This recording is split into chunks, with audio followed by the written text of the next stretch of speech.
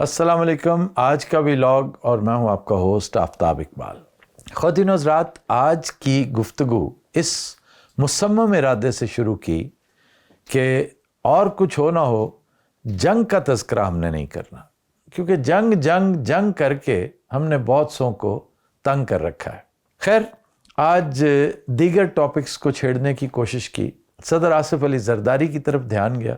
اللہ ہمیں معاف کرے کیسے کیسے لوگوں کو صدر بنا رکھا ہے کہ موصوف نے چھٹی والے دن آرڈیننس کے ذریعے وزراء کی تنخواہوں میں 140% اضافہ کر دیا.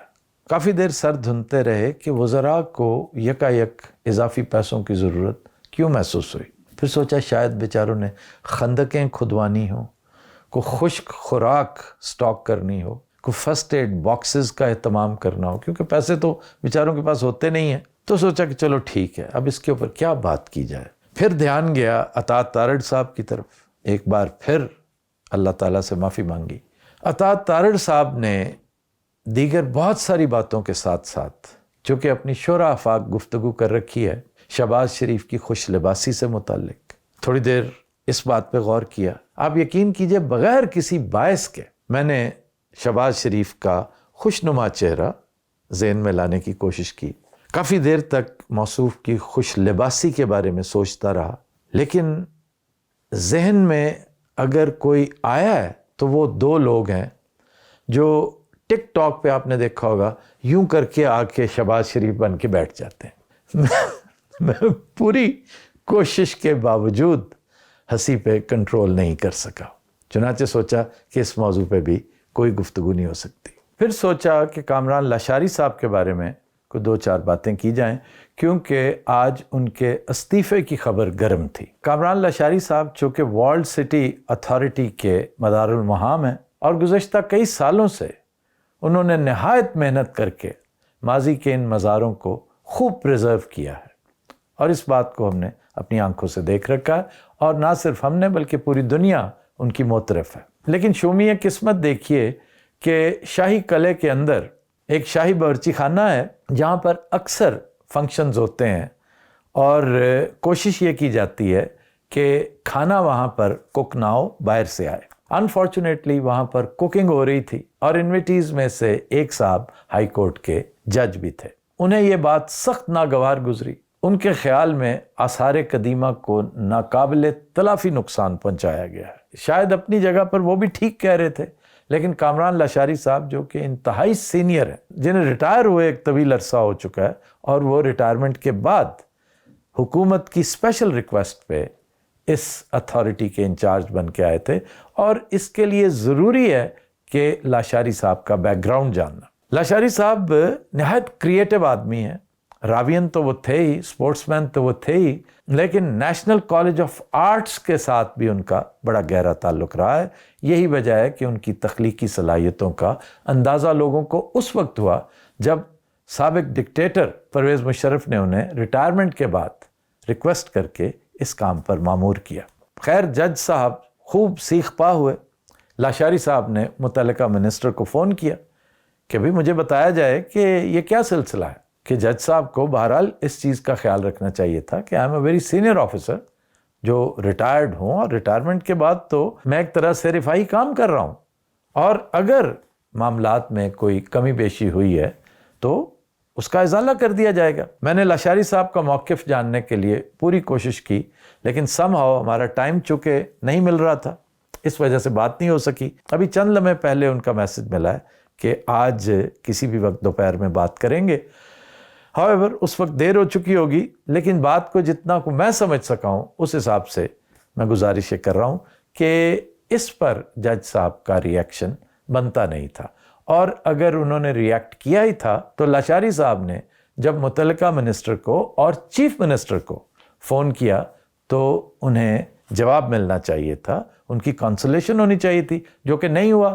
بہت اچھا کیا لاشاری صاحب نے استعفیٰ دے دیا. اب اصولی طور پر تو یہ استعفیٰ واپس ہونا چاہیے، لیکن یہ ایسے نہیں ہوگا. یہ چیف منسٹر چاہیں گی تو واپس ہوگا. چنانچہ نہ چاہتے ہوئے یہ بات بھی جنگ پہ ختم ہوئی. یہاں پر جنگ دو ممالک کی نہیں، دو انڈیویجولز کی ہے. لیکن ایک بات، میں جس ملک میں رہتا ہوں اس کی لاتعداد خوبیوں میں سے ایک یہ بھی ہے کہ اس نے اپنے ماضی کو پریزرو کر کے رکھا ہے، اور کیا شان سے، کیا کمال سے پریزرو کیا ہے۔ یعنی یہاں پر بلدیہ کونسل کی مرضی کے بغیر آپ ایک چھوٹی سی اینٹ تو بہت دور کی بات ہے، اس کا 1 انچ بھی آگے پیچھے نہیں کر سکتے۔ کسی پرانی عمارت میں، اس کے در و دیوار میں آپ ہلکا سا سکریچ بھی کریں گے تو نہ صرف کونسل بلکہ متعلقہ محکمہ آرکیالوجی، دیگر لاتعداد محکمے اسے پرسنل انسلٹ سمجھتے ہیں اور اس قدر سنجیدگی کا مظاہرہ کرتے ہیں۔ اسے دیکھتے ہوئے جج صاحب کا غصہ سمجھ میں آتا ہے، لیکن میں پھر کہوں گا کہ لاشاری صاحب کی خدمات کو ذہن میں رکھتے ہوئے اور پاکستانی قوم کو، اس کے رویے کو ذہن میں رکھتے ہوئے میں محسوس کرتا ہوں کہ اس کا الاؤنس ملنا چاہیے تھا کامران لاشاری صاحب کو۔ اگر یہ الاؤنس نہیں ملتا، چیف منسٹر انہیں ریکویسٹ کر کے معاملہ رفع دفع نہیں کرواتی، وہ واپس اپنی سیٹ پر براجمان نہیں ہوتے، تو میں ذاتی حیثیت میں، تاریخ کے ایک ادنا طالب علم کی حیثیت سے، لاہور کے ایک باسی کی حیثیت سے، ایک اولڈ راوین کی حیثیت سے، لاشاری صاحب آپ کو خراج تحسین تو پیش کر رہا ہوں آپ کی خدمات پر، لیکن چلتے چلتے ایک بات ضرور کہوں گا کہ آپ کو کس حکیم نے کہا تھا کہ پاکستان میں رہتے ہوئے آپ کسی بھی معاملے میں حد سے زیادہ بہتر پرفارمنس دینے کی کوشش کریں؟ پھر ادھر ادھر دیکھا کہ کوئی اور موضوع مل جائے، چنانچہ لے دے کر پھر جاوید چودھری ہی بچتے ہیں۔ سوچا کہ چلیں ان کے بارے میں بات کرتے ہیں۔ کافی غور کے بعد میں اس نتیجے پہ پہنچا ہوں کہ اگر اپنے جاوید چودھری صاحب نہ ہوتے تو یہ ایس احمد کدھر جاتا، یہ اپنے ویلاگز کیسے کرتا، اور تو اور ڈاکٹر شہباز گل ویلاگ کس طرح کرتے، کیونکہ جس طرح ان دونوں نے بیچارے چودھری صاحب کو تختہ مشق بنایا ہے، توبہ توبہ توبہ۔ خیر ہم نے بھی تھوڑی دیر غور کیا کہ دیکھیں تو صحیح کہ آج کل چودھری صاحب کر کیا رہے ہیں۔ آج کل چودھری صاحب کی صحافت سلاجید سے شروع ہو کے گلے بم پہ ختم ہوتی ہے۔ اگلے چیپٹر پہ گئے تو وہی وردی اور تیل کا جھنجٹ، اس پر بھی جو ہنسی ہم نے ضائع کرنی تھی وہ 2-4 دن پہلے کر چکے تھے۔ پھر رافیل پہ ان کی مارکہ آرائیاں سنی کہ فرانس نے پاکستان سے درخواست کی ہے کہ بھائی جو مار دھاڑ کرنی ہے وہ روسی طیاروں کے خلاف کرتے رہو، پلیز میں غریب آدمی ہوں، یہ رافیل کو کچھ نہ کہنا ورنہ میری ساکھ برباد ہو جائے گی۔ موصوف کا شاید خیال تھا کہ ڈسالٹ والوں نے ریکویسٹ کی، لیکن انہوں نے فرانس کہہ دیا ایک ہی بات ہے۔ سوچا کہ نہیں، اس پر بھی کافی گفتگو ہو چکی ہے، سیر حاصل ہنسی ہنس چکے ہیں ہم، اب مزید کو بات نہیں کر سکتے۔ کافی دیر غور کرتے رہے کہ نہیں آج کوئی نہ کوئی موضوع اور ہونا چاہیے جس میں جنگ کا تذکرہ نہ ہو، لیکن بالآخر انور مسعود صاحب کی شعراء آفاق نظم اج کی پکائیے کی آخری لائن یاد آئی کہ بجھ لیا چودھری جی چھولیاں دی دال ہے، نہ چاہتے ہوئے بھی ہمیں جنگ کی طرف جانا پڑے گا، لیکن تمہید ہم لمبی باندھیں گے۔ اس ہنستے بستے ملک کو نہ جانے کس کی نظر کھا گئی۔ باجوہ صاحب نے صرف اقتدار کے لالچ میں اس ملک کو 2 مرتبہ رعب کیا۔ نواز شریف کو اقامے کی بنیاد پر فارغ کر دیا گیا، عمران خان کو لائے، انسٹال کیا بڑے تمطراق سے، اور پھر اس بیچارے کو بھی عدت اور توشہ خانے میں اندر کر دیا۔ لیکن آپ کا انجام کیا ہوا باجوہ صاحب؟ اس ملک کے 24 کروڑ عوام احمد نورانی کی اس سٹوری کا جواب مانگتے ہیں، ان 12-14 ارب روپوں کا حساب مانگتے ہیں، اور آپ ہیں کہ عرصہ دراز سے لاپتہ ہیں۔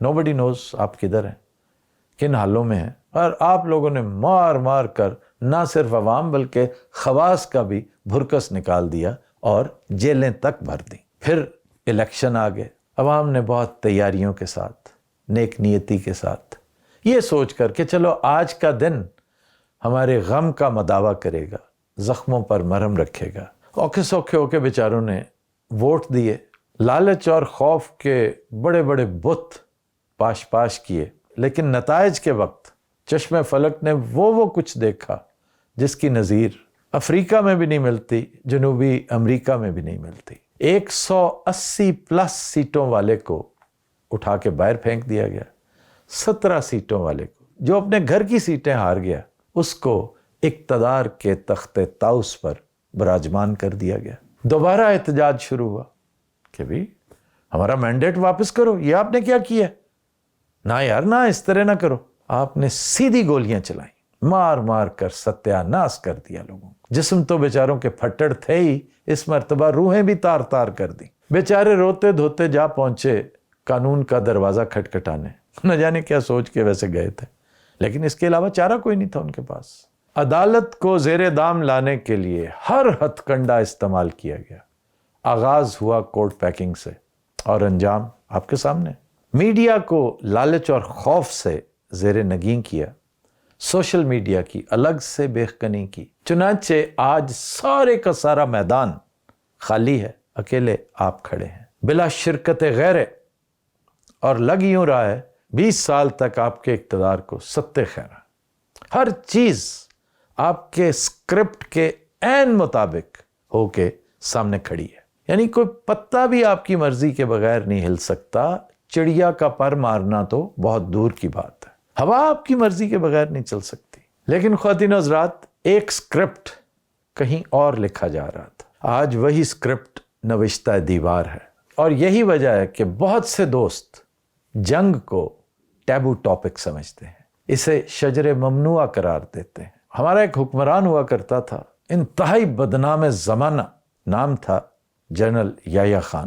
کچھ ناقبت اندیش صبح و شام اس کے سامنے تعریفوں کے پل باندھا کرتے تھے. پھر 16 دسمبر 1971 کی رات حالات نے پلٹا کھایا, اور یہی ناقبت اندیش وہ کچھ کہتے پائے گئے کہ الامان الحفیظ. جو کچھ ان لوگوں نے کہا اسے ذرا پھر سے یاد کریں. نہ جانے کیوں مجھ جیسوں کو محسوس ہوتا ہے کہ اسی طرح کی باتیں عنقریب پھر سے شروع ہونے والی ہیں.